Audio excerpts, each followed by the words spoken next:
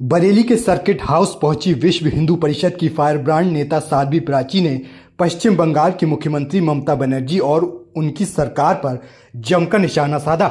उन्होंने आरोप लगाया कि पश्चिम बंगाल में हिंदुओं के साथ हो रहे अत्याचार कोई संयोग नहीं बल्कि एक गहरी साजिश का हिस्सा है जिसमें राज्य सरकार की भूमिका संदिग्ध है। साध्वी प्राची ने अपने भाषण में हिंदुओं पर हो रहे हमलों को राजनीतिक प्रायोजित हिंसा बताया और कहा कि यह ममता सरकार की तुष्टीकरण की नीति का नतीजा है।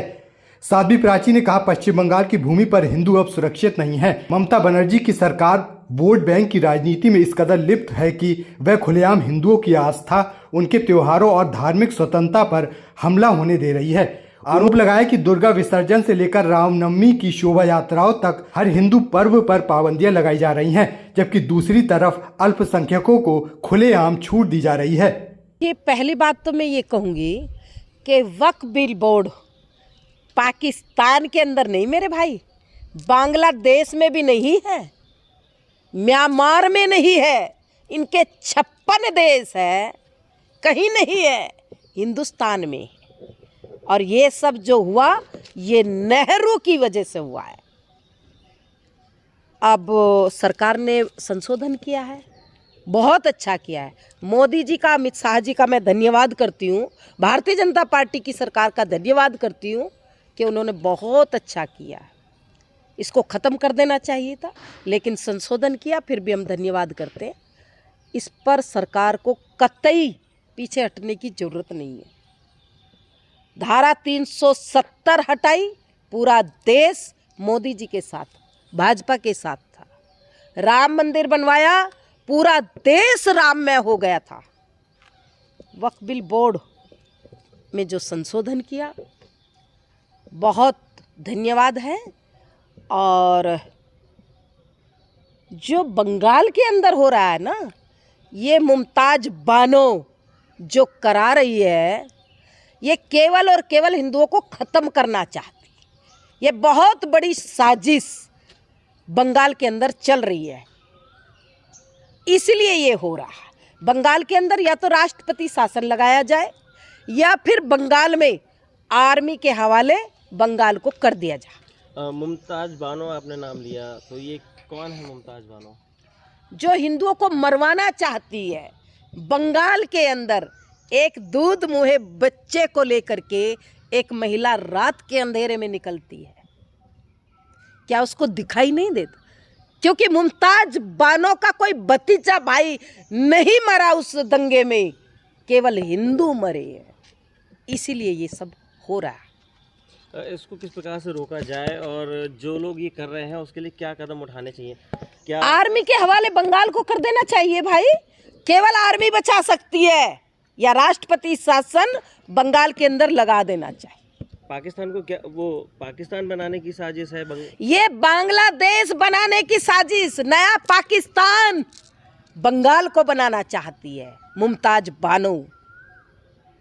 और दूसरा सवाल ये है कि जिस प्रकार आजकल देखा जा रहा है कि रील्स या फिर उसके चक्कर में, आपने एक बयान भी दिया था, रील्स के चक्कर में महिलाएं जो, देखिए मेरठ के अंदर 15 टुकड़ों में अपने पति को पैक कर रही है।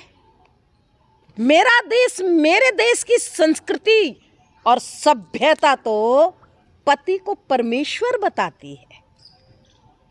यहाँ टुकड़े टुकड़े करने का मतलब बोरे में पैक करना हरियाणा में, ये सब रील के चक्कर में पति की लाश पड़ी वहीं पर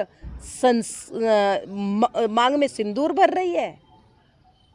ये पश्चिम की संस्कृति के संस्कार,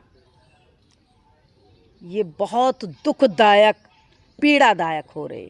बेटियों की सुनवाई हर जगह हो रही मेरे भाई, बेटों की कहीं सुनवाई नहीं हो रही।